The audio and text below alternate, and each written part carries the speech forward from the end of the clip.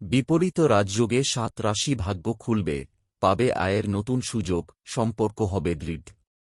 গ্রহের রাশি পরিবর্তনের ফলে অনেক শুভ ও অশুভ যোগ তৈরি হয়।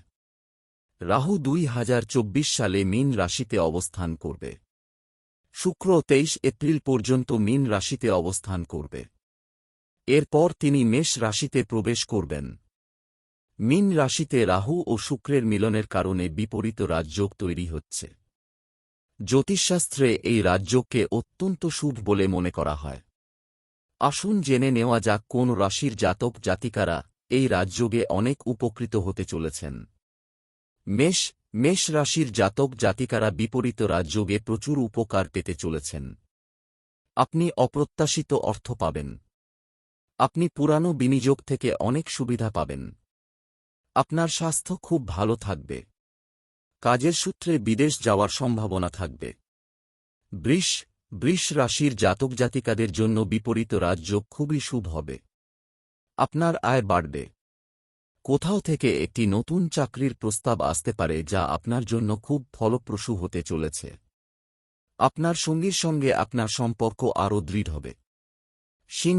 সিংহ রাশির জাতকরা বিপরীত রাজযোগে খুব ভালো ফল পাবেন। সমাজে আপনার সম্মান বৃদ্ধি পাবে। আপনি লাভের অনেক সুযোগ পাবেন। আপনার সমস্ত পরিকল্পনা সফল হবে। কর্মক্ষেত্রে আপনার প্রভাব বৃদ্ধি পাবে। ব্যবসায় লাভ হবে। তুলা, বৃশ্চিক, এই শুভ রাজযোগের মাধ্যমে আপনি আপনার কর্মজীবনে অনেক উন্নতি করবেন। আপনার সঙ্গীর সঙ্গে আপনার চলমান মত পার্থক্য মিটে যাবে। সম্পর্কের মধুরতা বাড়বে। যারা ব্যবসা করছেন তারা ভালো লাভ পাবেন। আপনি প্রতিটি ক্ষেত্রে সাফল্য পাবেন। হঠাৎ লাভের সম্ভাবনা থাকবে। কুম্ভ রাশির জাতক জাতিকারা বিপরীত রাজযোগের অনুকূল ফল পাবেন।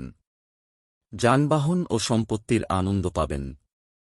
এই শুভ সমন্বয়ের কারণে আপনার অস্থাবর সম্পত্তি কেনার সম্ভাবনা থাকবে। আপনার পরিবারে সমৃদ্ধি আসবে। পৈতৃক সম্পত্তির সুবিধা পাবেন। কর্মক্ষেত্রে আপনার মর্যাদা বৃদ্ধি পাবে। মকর রাশির মীন, বিপরীত রাজযোগ আপনার জন্য খুব শুভ হতে চলেছে। এই রাজযোগ আপনার আত্মবিশ্বাস বাড়াবে। আপনার শক্তি বৃদ্ধি পাবে। আপনি ব্যবসায় একটি ভালো চুক্তি চূড়ান্ত করতে পারেন। চাকরিতে সাফল্য পাবেন। সম্পত্তি লাভের সম্ভাবনা থাকবে।